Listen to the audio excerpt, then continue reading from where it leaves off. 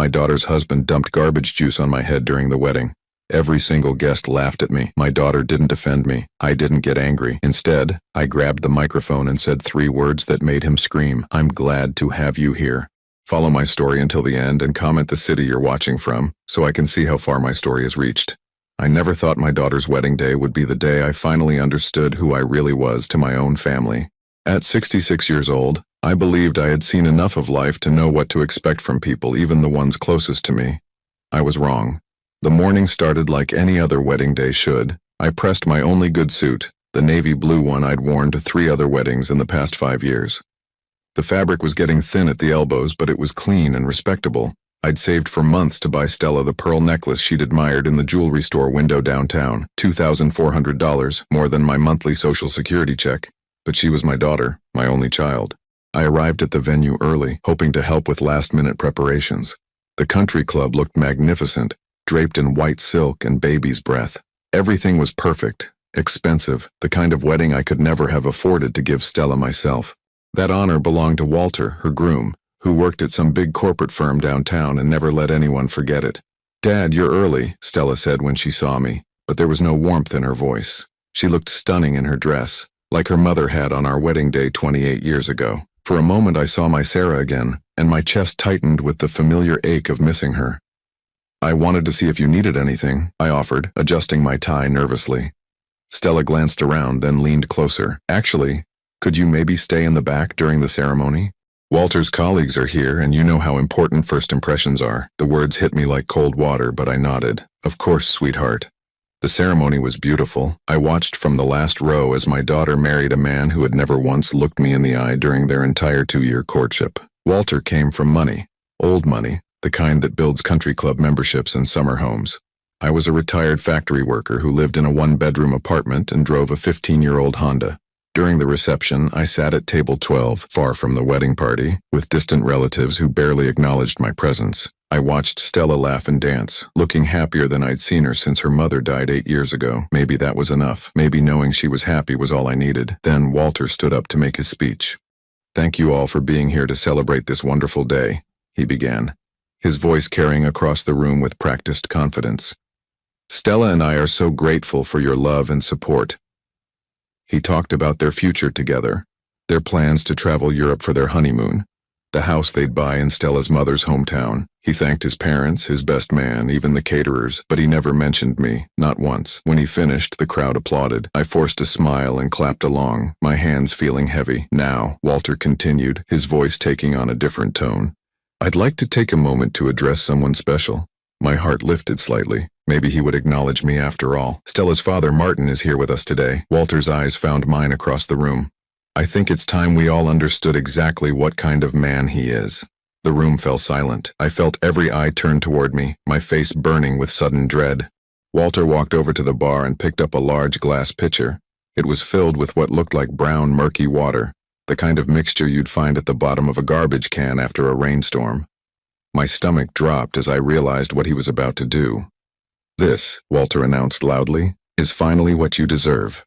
Before I could move, before I could even process what was happening, he dumped the entire contents over my head. The liquid was cold and sticky, smelling like rotting food and old coffee grounds. It soaked through my suit, dripped down my face, and pooled on the floor around my chair. The room erupted in laughter. Not the uncomfortable, awkward kind that happens when someone crosses a line. Genuine, hearty laughter. These people, Stella's wedding guests, were enjoying my humiliation. I looked at my daughter, expecting to see shock, anger, something that showed she would defend me. Instead, Stella covered her mouth with her hand, not in horror but to hide her own laughter. "Dad always was a mess," she said loud enough for nearby tables to hear. "At least now he looks like how he's always made me feel." The laughter grew louder. Someone clapped. Another guest whistled. I sat there dripping and stunned, feeling the weight of every eye in the room. This was my daughter's wedding day and I had become the entertainment, but then something strange happened. Instead of the crushing embarrassment I should have felt, a calm settled over me. A clarity I hadn't experienced in years. I stood up slowly, garbage juice still dripping from my hair and clothes.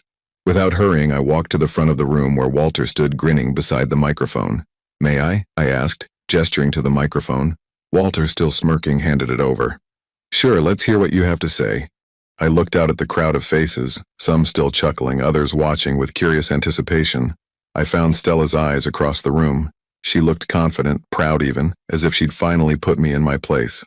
I leaned into the microphone and spoke just 3 words. Check the will. The effect was immediate and electric. Walter's face went from smug satisfaction to pure terror in the span of a heartbeat. The color drained from his cheeks so quickly I thought he might faint. "What did you say?" he whispered, but the microphone picked it up, broadcasting his panic to the entire room. I handed the microphone back to him calmly and walked toward the exit. Behind me, I could hear Walter's voice rising to a shout, calling my name, but I didn't turn around. For the first time in years, I felt powerful. As I drove home in my garbage-stained suit, my mind drifted back to how things had gotten so bad between us. It hadn't always been like this. When Stella was little, before Sarah died, we were a family. I worked double shifts at the plant to pay for Stella's dance lessons, her summer camps, her college fund. Sarah and I went without so Stella could have everything we never did. But after Sarah's funeral 8 years ago, something changed in Stella. The grief hit us both hard, but instead of bringing us together, it seemed to drive a wedge between us. She started seeing me differently, like I was a reminder of everything she'd lost instead of the one person who understood her pain. The shift became obvious when she brought Walter home for the first time 3 years ago. I was excited to meet him, eager to welcome someone new into our small family. I'd made dinner, nothing fancy, just pot roast and potatoes, and cleaned my apartment until it sparkled. Walter walked in wearing a suit that probably cost more than I made in a month. He looked around my humble living room with barely concealed disgust, taking in the second-hand furniture and faded family photos. "So this is where Stella grew up," he said, making it sound like a social worker's observation rather than a comment about my home. During dinner, he questioned everything. Why had I never gone to college? Why did I stay at the factory for 37 years? Why didn't I have better insurance when Sarah got sick? "Dad never really had much ambition," Stella explained, like I wasn't sitting right there. "Mom was always the one with dreams." I bit my tongue then, like I would countless times afterward. I didn't tell them about the promotion I'd turned down, because it would have meant traveling and missing Stella's school plays. I didn't mention the business loan I'd qualified for, but never took because Sarah wanted the security of my steady paycheck. I didn't explain how I'd cashed in my retirement fund early to pay for Sarah's experimental treatments, the ones insurance wouldn't cover. After that first dinner, the visits became more frequent, but I was increasingly treated like a burden. Walter would make jokes about my simple lifestyle and my quaint little apartment. Stella would laugh along, agreeing with his observations about how much better her life was now that she'd elevated herself from her upbringing. The breaking point came when they got engaged 18 months ago. They invited me to dinner at an expensive restaurant downtown, the kind of place where the menu doesn't list prices and the waiter looks at you suspiciously if you're not wearing the right kind of clothes. "Dad, we have something important to tell you," Stella said, her diamond engagement ring catching the candlelight. Walter had proposed with a ring worth more than my car, and Stella hadn't stopped talking about it for weeks. "We're getting married next fall," she announced, "and we've been talking about the wedding arrangements." I smiled, genuinely happy for her, despite everything. "That's wonderful, sweetheart. Have you set a date?" Walter leaned forward, his expression serious. "We have, actually. October 15th. It's going to be quite an event. 300 guests, reception at the country club, the works. I'd like to help with the costs," I offered, even though I knew my savings wouldn't cover much of what they were describing. Stella and Walter exchanged a look I couldn't quite read. "Actually, Dad, that's what we wanted to talk to you about," Stella said carefully. "Walter's family is handling all the expenses. They're very traditional about these things. They want to make sure everything is done properly." "What she's trying to say," Walter interrupted, "is that we need to discuss your role in the wedding, my role, like I was an employee they were hiring, not the father of the bride. We've decided it would be best if you kept a low profile," Stella continued. "Walter's colleagues will be there, important people from his family's social circle. We just want to make sure everything goes smoothly." "I understand," I said, though I didn't really understand at all. "Great," Walter said, signaling for the check. "We knew you'd be reasonable about this." As the months passed, my role in the wedding planning became clearer. I had none. I wasn't consulted about anything. When I asked about the guest list, Stella told me not to worry about it. When I offered to give a father of the bride speech, Walter laughed and said they were keeping the toasts short and professional. 3 weeks before the wedding, Stella came to my apartment. It was the first time she'd visited in over a year, and I was so happy to see her that I didn't notice the lawyer's envelope in her hand at first. "Dad, I need you to sign something," she said, sitting on my old couch like it might contaminate her designer dress. The papers were complicated. full of legal language I didn't understand. But the general idea was clear enough. Stella wanted me to sign over my rights to Sarah's life insurance policy, $25,000 that I'd been planning to leave to Stella anyway, eventually. It's just a formality, she explained. Walter thinks it would be better to have everything sorted out before the wedding, for tax purposes. I stared at the papers, my throat tight. Stella, this money, I was saving it for you. For your future. I know, Dad, and this way I'll have it now when Walter and I can really use it. We're looking at houses, and a down payment would make such a difference. I signed the papers because I loved her, because I wanted her to be happy, because I still believed that deep down, despite everything, she loved me too. Now, sitting in my car outside my apartment building with garbage juice dried on my shirt, I finally understood the truth. To Stella and Walter, I wasn't a father or family member. I was an obstacle to be managed, a source of embarrassment to be minimized, and apparently a source of income to be drained. But they'd made one crucial mistake. In all their planning and scheming, they'd assumed I was as simple and powerless as I appeared. They had no idea that over the past year, while they'd been treating me like a fool, I'd been making plans of my own. The will they thought they understood was about to become their worst nightmare. I was still sitting in my car when my phone started ringing. Walter's name flashed on the screen and I let it go to voicemail. Then it rang again and again. By the fourth call, I turned the phone off entirely. Whatever panic was consuming him could wait. Inside my apartment, I peeled off my ruined suit and threw it in the trash. It had served its purpose. I showered, letting the hot water wash away the garbage juice and the last traces of my old, naive self. When I emerged, I felt cleaner than I had in years. I made myself a cup of coffee and sat at my kitchen table, looking at the manila folder I'd been keeping in my desk drawer for the past 8 months. Inside were copies of emails, text messages, bank statements, and legal documents that told a story Walter and Stella thought no one would ever piece together. It had started by accident, really. 6 months after Walter proposed to Stella, I'd been having computer problems. My old laptop was acting up and Stella suggested I bring it to Walter's office. Apparently his company had an IT department that could fix it cheaply. I'd dropped it off on a Tuesday afternoon. Walter wasn't there, but his assistant, a young woman named Jennifer, was helpful. She explained that their IT guy was out sick, but she could take a look at it herself. I'm pretty good with computers, she said with a smile. Used to work tech support before I got this job. While she worked on my laptop, we chatted. Jennifer was friendly, the kind of person who talks easily with strangers. She mentioned how much she liked working for Walter's firm, though she seemed a bit puzzled by some things.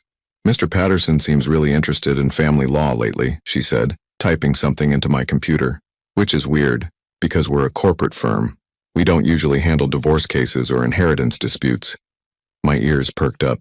Family law? Yeah, he's been researching stuff about inheritance rights, how to contest wills, that sort of thing. He even had me print out information about something called undue influence last week. She shrugged. Maybe he's thinking about changing career paths. I kept my expression neutral, but my mind was racing. That does sound unusual. The really weird thing is he's been asking me to help him with personal research too. Like, he had me look up information about your daughter's family history, birth certificates, property records, that kind of thing. I probably shouldn't be telling you this, but it seemed kind of invasive. My blood went cold. What kind of information? Jennifer glanced around, then leaned closer.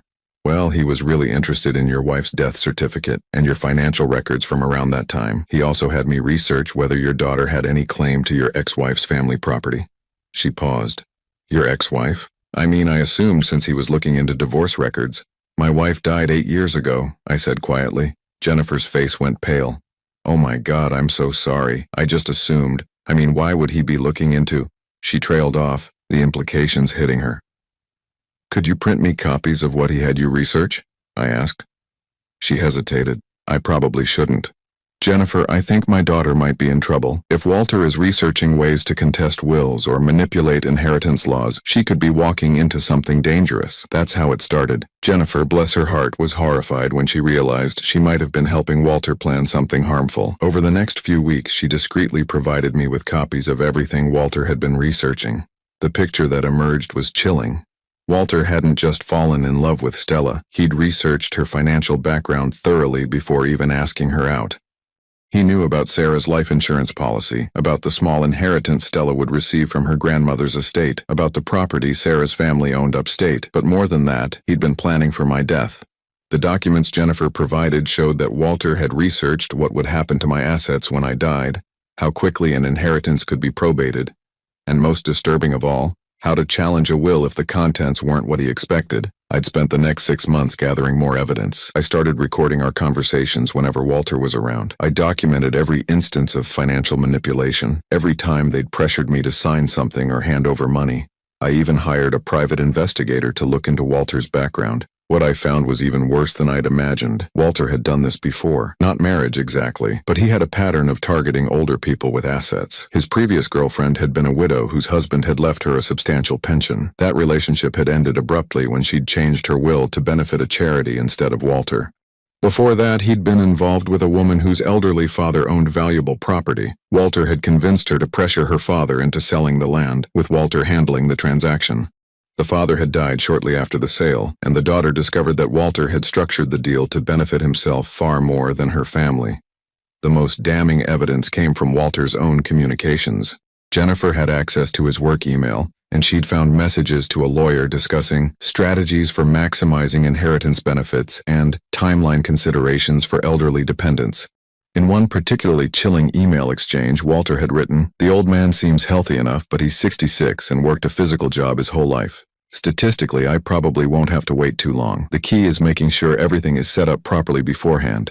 The lawyer had responded with advice about positioning himself as Stella's financial advisor, getting power of attorney if possible, and ensuring that any will I might have would be contestable if necessary. They were planning my funeral before I was even sick. But the most heartbreaking discovery was Stella's involvement. I'd hoped, even as the evidence mounted, that she was innocent.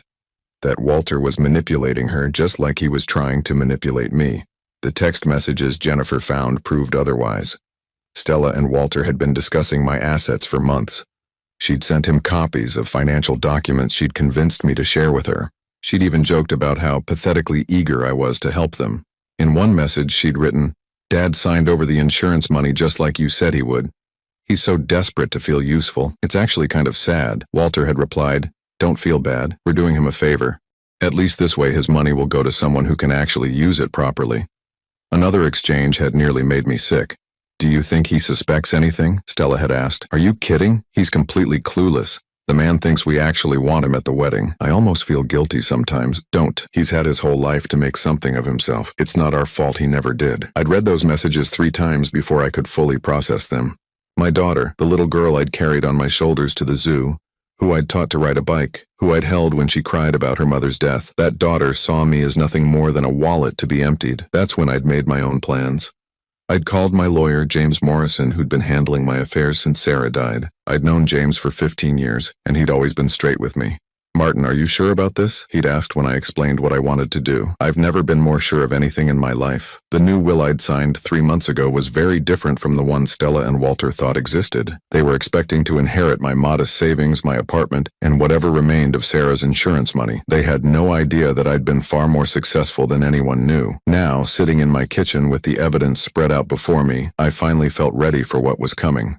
My phone, which I'd turned back on, showed 17 missed calls from Walter and 9 from Stella. The messages were getting increasingly frantic. The last one from Walter simply said, "We need to talk. Now." I smiled and put the phone back in my pocket.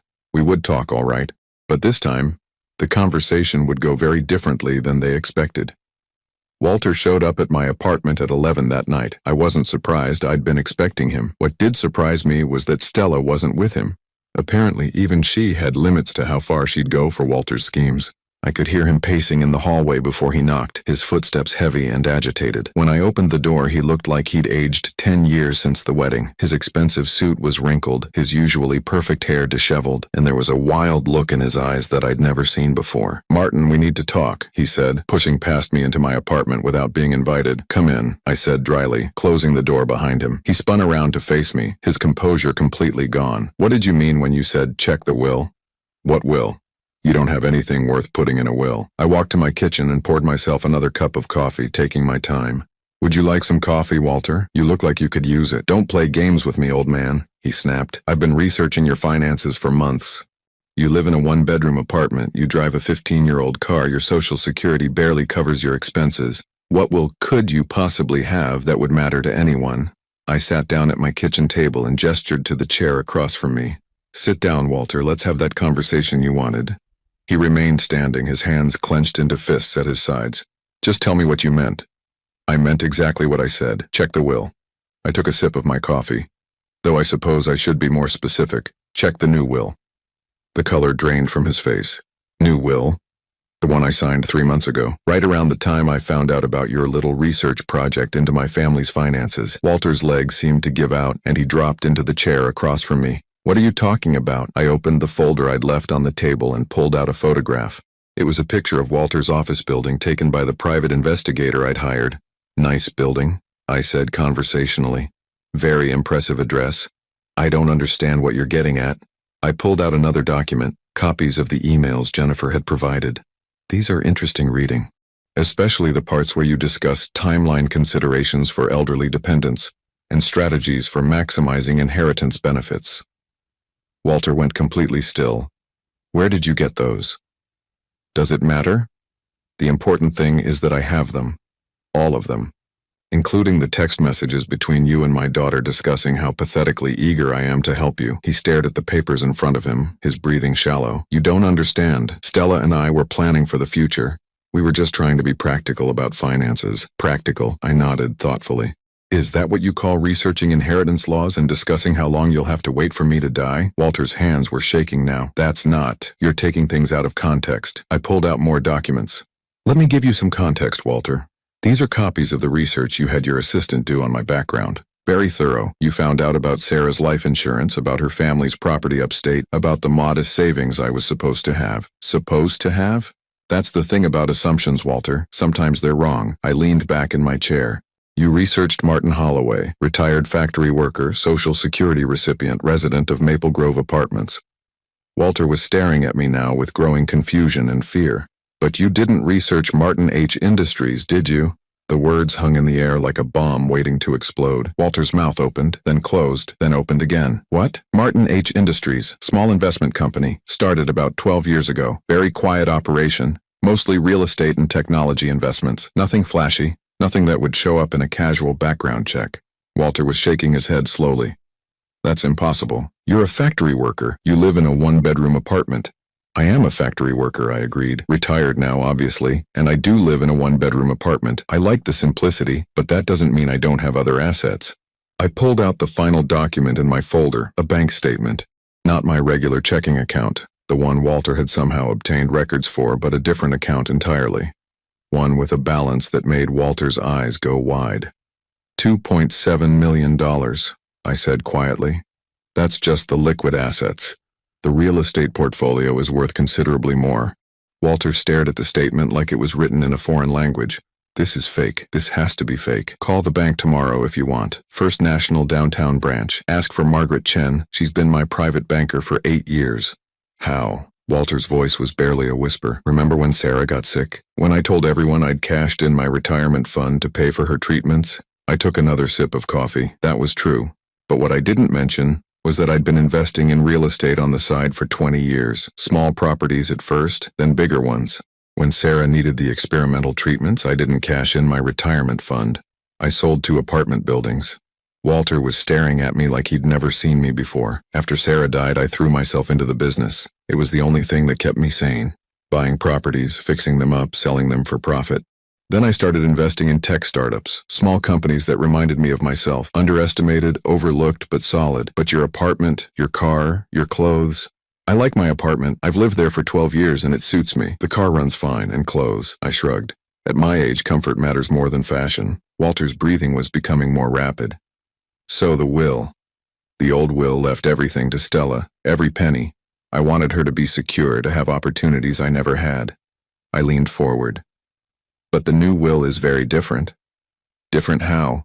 The new will leaves $5,000 to Stella, enough for a nice vacation or a small down payment on something. The rest, all $2.7 million in liquid assets plus the real estate portfolio worth approximately $4.2 million, goes to the American Cancer Society. Walter's face went white. You can't do that. I already have. She's your daughter. She was my daughter. The daughter I knew died the day she started helping you plan my funeral. I stood up and walked to the window. Did you really think I wouldn't find out, Walter? Did you think I was so stupid, so helpless, that I wouldn't notice you researching inheritance laws and discussing my death like it was a business opportunity? Walter jumped up from his chair. This is insane. You can't cut Stella out of your will because of a misunderstanding. Misunderstanding? I turned back to face him. Is that what you call it when you research someone's finances without their knowledge, manipulate their daughter into helping you access their assets, and plan strategies for contesting their will if it doesn't benefit you? We never meant any harm. Really? Then explain this. I pulled out my phone and played one of the recordings I'd made. Walter's own voice filled the room. The old man is completely clueless. He actually thinks we want him at the wedding. Walter's shoulders sagged as he heard his own words played back to him. Or this one. I played another recording, this time Stella's voice. Dad's so desperate to feel useful. It's actually kind of sad. Walter sank back into the chair, his head in his hands. Here's what's going to happen, Walter, I said, my voice calm but firm. You're going to leave my apartment and never contact me again. You're going to stop researching my finances, stop planning for my death, and stop treating my daughter like a co-conspirator in your schemes. And if I don't, then I take all of this evidence to the police. Financial fraud, elder abuse, conspiracy. I'm sure they'll find something that sticks. Plus, I have a few friends at the newspaper who would be very interested in a story about a corporate lawyer who preys on elderly people and their families. Walter looked up at me, his face a mask of defeat and rage. You think you're so smart, don't you? No, Walter, I think I'm a father who finally woke up to what his daughter had become, and I think I'm a man who refuses to be anyone's victim. He stood up slowly, straightening his rumpled suit. Stella's going to be devastated when she finds out about the will. Stella made her choice when she decided to help you. Now she gets to live with the consequences. Walter walked toward the door, then paused. This isn't over. Yes, it is, I said quietly. It's been over since the moment you dumped that garbage on my head. You just didn't know it yet. After he left, I sat in my quiet apartment, feeling truly at peace for the first time in years. My phone was buzzing with more calls from Stella, but I didn't answer. There would be time for that conversation later, when she was ready to hear the truth about what she'd become. For now, I was content to sit in the silence, knowing that I'd finally taken control of my own story. Stella didn't call the next day, or the day after that. It wasn't until Thursday, 3 days after her wedding, that she finally showed up at my door. I'd been expecting her sooner, but I supposed Walter needed time to figure out how to break the news to her. When I opened the door, she looked nothing like the radiant bride from Saturday night. Her hair was unwashed, her makeup smeared, and she was wearing an old college sweatshirt I remembered buying her years ago. For a moment, seeing her like that, I almost felt sorry for her. Dad, she said, her voice small and broken. We need to talk. I stepped aside to let her in. She walked to my couch and sat down heavily, like the weight of the world was on her shoulders. Walter told me about your conversation, she said without looking at me. Did he tell you all of it? She nodded slowly. About the will, about the money, about... She swallowed hard. About what we did. I sat down in my armchair across from her, the same chair I'd sat in when she was little and would curl up on the couch to watch movies with me. Back when things were simple, back when she loved me. I need to know something, Stella, I said quietly. Was any of it real? The last few years, the engagement, asking me to be part of your life again, was any of it genuine, or was it all just part of Walter's plan? She was quiet for a long time, staring at her hands. When she finally looked up, there were tears in her eyes, but I couldn't tell if they were tears of remorse or self-pity. It started out real, she said finally. When I first brought Walter home, I really did want you to like each other. I wanted us to be a family. But he started pointing things out, about your apartment, your job, the way you dressed. He said it was embarrassing to have a father-in-law who looked like he couldn't take care of himself. She wiped her nose with the back of her hand. He said people would judge him based on his association with you.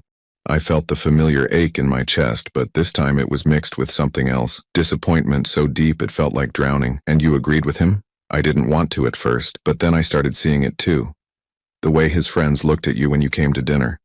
The way his parents talked about different backgrounds and social compatibility. I started feeling ashamed. Ashamed of me. Ashamed of where I came from, of being the daughter of a factory worker who lived in a tiny apartment and drove an old car. She was crying openly now. Walter made me feel like I could be someone better, someone more refined. He said I deserved a life where I didn't have to worry about money or what people thought of my family. So you decided to help him research my finances. She flinched. That wasn't supposed to hurt you. Walter said it was just about planning for the future, making sure we could take care of you when you got older. He made it sound like we were being responsible.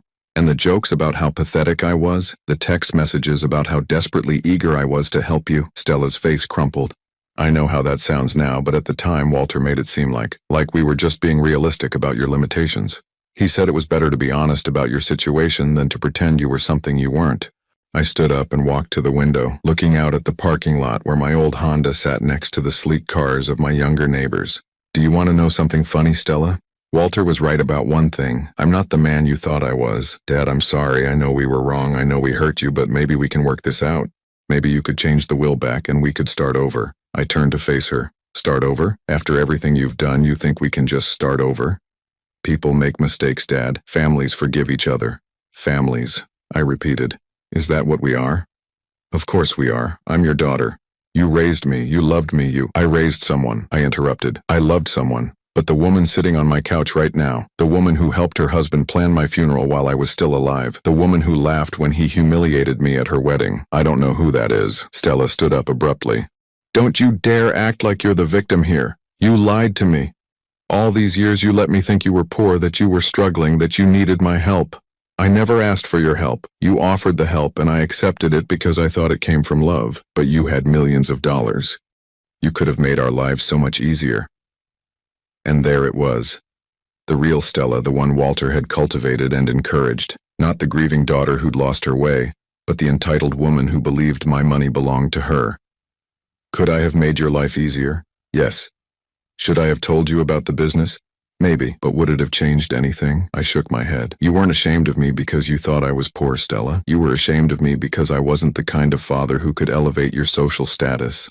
If I'd told you about the money years ago, you would have wanted me to spend it on the right clothes, the right car, the right apartment in the right neighborhood. You would have wanted me to become someone else entirely. That's not true, isn't it? When's the last time you asked me how I was feeling?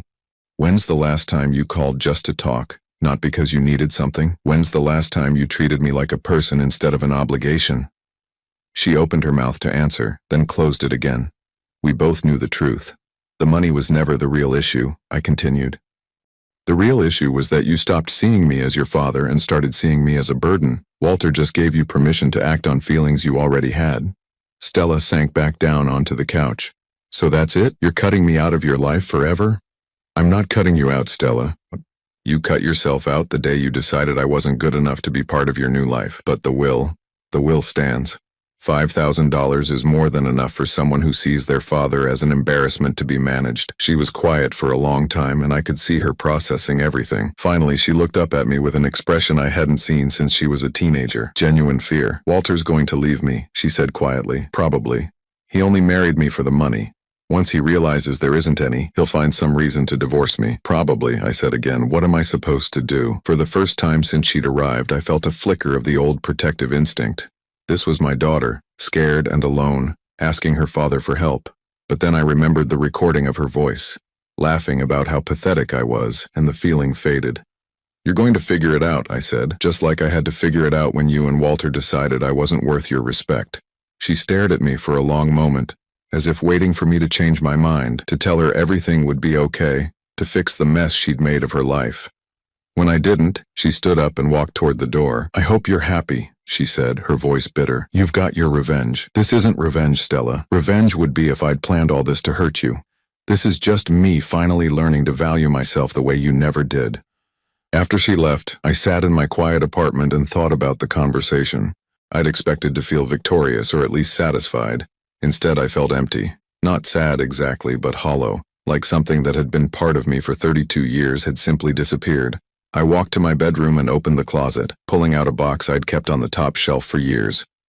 Inside were photographs of Stella growing up. Her first day of school, her high school graduation, the day she got accepted to college. Pictures of a little girl who used to climb into my lap and fall asleep while I read her stories. I looked at those pictures for a long time, trying to reconcile the child in the photographs with the woman who'd just left my apartment. Somewhere along the way, I'd lost her. Or maybe she'd lost herself. Either way, that little girl was gone, and I was finally ready to stop pretending she was coming back. I put the box away and went to make dinner. Tomorrow, I would call my lawyer and make sure everything was in order. I would continue living my quiet life, maybe travel a bit, maybe find some charity work to keep me busy. But tonight, I would mourn the daughter I'd lost, and then I would move on. 6 months later, I was sitting in a cafe in downtown Portland, watching the rain streak down the windows and feeling more at peace than I had in years. I'd sold my apartment in Ohio and bought a small house near the coast, something I'd always dreamed of doing but never thought I could afford, at least not while everyone believed I was just a poor retiree. The move had been liberating in ways I hadn't expected. No one here knew my story. Knew about Stella or Walter or the humiliation at the wedding. I was just Martin, the quiet man who bought coffee at the same cafe every Tuesday and Thursday, who volunteered at the animal shelter on weekends, who kept his yard neat and always had a friendly word for his neighbors. I was reading the newspaper when I saw the headline in the society section, "Local corporate lawyer files for divorce after brief marriage." The accompanying photo showed Walter in his expensive suit, looking haggard and defensive outside what appeared to be a courthouse. The article was brief but told the story clearly enough. Walter Patterson, junior partner at Morrison Wells and Associates, was seeking divorce from his wife of 6 months, citing irreconcilable differences and financial incompatibility. The journalist had done their homework. There were references to alleged financial misrepresentations and disputed asset claims. I folded the paper and set it aside. I felt nothing, no satisfaction, no vindication, not even sadness. It was just information about people who were no longer part of my life. The waitress, a young woman named Emma, who always remembered that I liked my coffee black, came over to refill my cup. "You look thoughtful today, Mr. Martin," she said with a smile. "Just reading about other people's troubles," I said. "Makes me grateful for the quiet life. That's a good way to look at it. My grandmother always said that drama follows people who invite it in." I thought about that as I walked home. Had I invited the drama with Stella and Walter? Had I somehow encouraged their behavior by being too accommodating, too eager to please, too willing to ignore the warning signs? Maybe, but it didn't matter anymore. I'd learned the lesson, painful as it was, and now I could move forward. At home, I found an envelope that had been slipped under my door. My name was written on it in handwriting I didn't recognize. Inside was a short letter. "Dear Mr. Holloway, you don't know me, but my name is Jennifer Mills. I used to work as Walter Patterson's assistant. I wanted you to know that I've left that job and started working for a legal aid organization that helps elderly people protect themselves from financial abuse. I want to thank you for opening my eyes to what was happening. I hope you're doing well. Jennifer." At the bottom, she'd included her new contact information and a note. "If you ever want to talk about your experience or help other people in similar situations, please call me." I set the letter on my kitchen table and made myself a sandwich. Jennifer's note reminded me that my experience with Stella and Walter, painful as it had been, might actually serve a purpose. There were probably other elderly people out there being manipulated by family members or supposed loved ones who saw them as nothing more than sources of income. That evening I called Jennifer. "Mr. Holloway," her voice was warm and surprised. "I wasn't sure you'd want to hear from me. I appreciated your letter. Tell me about this legal aid organization." She explained that Elder Advocates was a non-profit that provided free legal services to seniors who were being financially exploited. They also offered education programs to help older adults recognize the warning signs of abuse and protect themselves. "We could really use someone with your experience," Jennifer said. "Someone who's been through it and came out the other side. A lot of our clients feel ashamed, like they should have known better. Hearing from someone who understands might help them." I thought about it for a week before I called her back and agreed to volunteer. Not as a spokesperson or a public figure, but as someone who could sit quietly with frightened elderly people and tell them they weren't stupid. They weren't alone and they could take back control of their lives. The work was surprisingly fulfilling. I met with people who'd been manipulated by adult children, grandchildren, caregivers, and romantic partners. I listened to stories that were heartbreakingly similar to my own. Families who saw their elderly relatives as ATMs, who isolated them from friends, who made them feel worthless and grateful for any scrap of attention. One woman, Dorothy, reminded me particularly of myself. Her son had convinced her to sign over power of attorney, then systematically emptied her savings account. When she questioned him, he told her she was getting senile and couldn't be trusted to manage her own affairs. "I started believing him," she told me during one of our sessions. "I thought maybe I was losing my mind. Maybe I couldn't take care of myself anymore." "But you could," I said. "And you did. You're here, you got help, you took action. That takes strength. I just feel so stupid. He's my son. I raised him. How could I not see what he was doing? Because you loved him, because you trusted him, because you believed that the relationship you had when he was a child still existed." I paused. "Sometimes people change, and sometimes we have to accept that the person we loved is gone." Dorothy nodded, tears in her eyes. "Do you ever miss her, your daughter?" I considered the question carefully. "I miss the daughter I thought I had.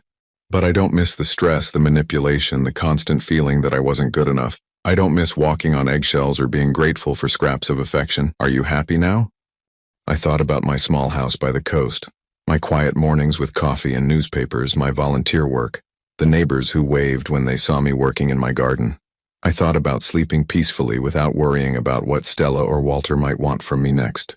Yes, I said, I'm happy. A year after the wedding, I received a phone call from a number I didn't recognize. When I answered, I heard Stella's voice, and for a moment, my heart clenched with the old automatic response. Dad? It's me. Hello, Stella. I wanted to call and tell you that Walter and I are getting divorced. It's final next week. I'm sorry to hear that. Are you? Her voice was bitter. You were right about him. About everything. He left me for his secretary 3 months after he realized you weren't leaving us any money. I didn't say anything. There was nothing to say. I lost the house, she continued, and most of my savings, and I had to move back in with Mom's sister in Cleveland. My sister-in-law Ruth was a good woman. Stella would be fine there. I've been thinking a lot about what happened, Stella said, about the things I said and did. I know I hurt you. Yes, you did. I was wondering, is there any chance we could try again? Maybe start over? I closed my eyes, feeling the weight of 32 years of fatherhood, of love and disappointment and hope and betrayal. I don't think so, Stella. But I'm your daughter. I'm all the family you have left. No, I said quietly. You were my daughter, and you're not all the family I have. I've found family in other places with other people who value me for who I am, not what I can give them. There was a long silence. Then, the will. Is there any chance? Goodbye, Stella. I hung up and turned off my phone. Outside my window, the sun was setting over the ocean, painting the sky in shades of orange and pink that took my breath away. I made myself a simple dinner, read a book, and went to bed early. For the first time in my adult life, I slept without the weight of anyone else's expectations or demands pressing down on me. I slept the sleep of a man who had finally learned that being alone was better than being with people who made you feel worthless. In the morning, I would wake up in my own house, drink my coffee in peace, and spend the day exactly as I chose to spend it. I would work in my garden, read my books, help other people who had been where I'd been. I would live the life I'd earned, surrounded by people who appreciated me and free from those who didn't. And for an old factory worker who'd been dumped with garbage juice at his daughter's wedding, that felt like the greatest victory of all. Welcome to the Story Channel. Before we begin, I'd like to share a few notes. The content in this video uses AI-generated images and voice narration, combined with the channel's creative editing. Everything is intended solely for entertainment purposes and does not depict or reflect any real events or real people. Hope you enjoy the story and have a great time watching.